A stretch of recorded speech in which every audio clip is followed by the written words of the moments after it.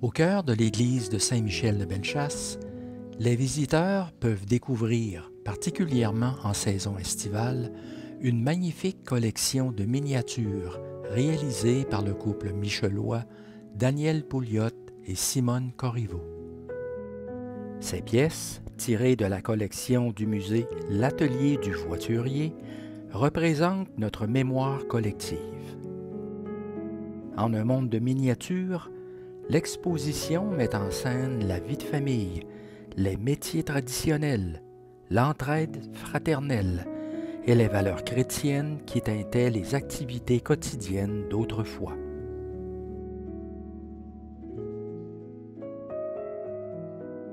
Aujourd'hui, tout va vite. Puis nos jeunes ou peut-être les jeunes enfants, puis mettons dans la trentaine, quarantaine, c'est des choses qu'ils n'ont probablement pas connues. Alors nous, le but, c'est de garder la mémoire de ce que nos gens ont fait. Puis il y avait l'esprit aussi d'entraide de chacun. On est ici devant un exemple d'entraide. On a la corvée. Notre monsieur vient de passer au feu. Alors, ce qui était, à l'époque, coutume, que tous les voisins venaient pour aider à la reconstruction de la maison. Puis, des fois, quand il n'y avait pas fait beau dans la semaine, bien, souvent, ils demandaient pour s'avancer la permission du curé pour travailler le dimanche, parce qu'il n'y avait pas le droit avant. Puis, tout ce monde-là restait pour le dîner. Alors, les femmes des voisins, de tous ceux qui venaient aider, préparaient des petits plats. L'entraide, on la voyait sous différentes formes, pas juste dans la corvée de reconstruction, quand il y avait un deuil, quand quelqu'un avait une maladie, quelqu'un était malade, les voisins venaient aider pour la traite des vaches, la coupe du foin, la coupe du bois. Il y avait vraiment du beau, là. Tu sais, quand on parle juste de l'entraide, on parle de la communication que les gens avaient entre eux, la sociabilisation. Tu sais, ils aimaient ça se rencontrer sur le seuil de la porte de l'église. C'était le lieu de rassemblement, peut-être la semaine, parce que la semaine était trop occupée. Mais, en tout cas, moi, puis je suis certain que Daniel il dirait la même chose, c'est que on n'était pas riches, mais on n'a jamais manqué de rien. Puis on n'a pas manqué d'amour non plus, parce que nos parents étaient tous là. Moi, je trouve que c'était une belle époque.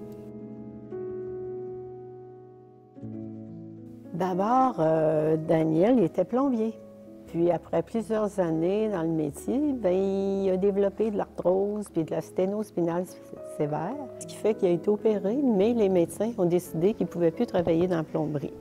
Puis, suite à sa retraite, bien, comme il avait toujours aimé le dessin puis l'histoire, il voulait faire quelque chose de ses mains. C'est là qu'il a commencé ses premières pièces en bois qui étaient des chevaux. En 2018, cet homme de foi d'une grande culture, amoureux de l'histoire et de la mémoire collective, présente, paradoxalement, des signes importants de la maladie d'Alzheimer.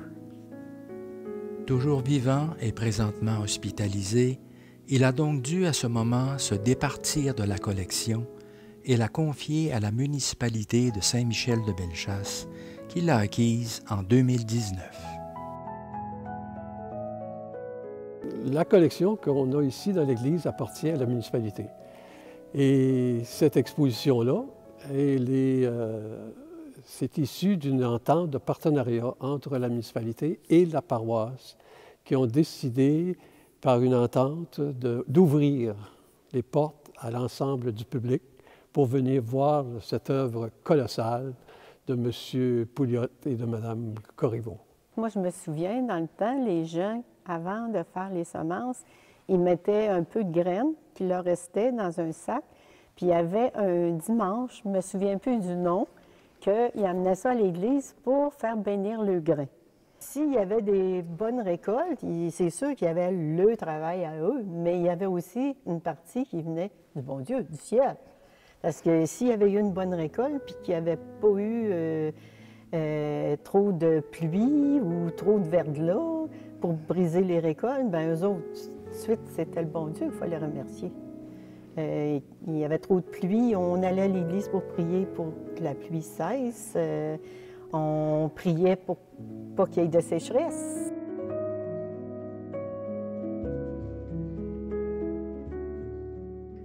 repos du dimanche. Bien, c'est sûr, on ne fait rien.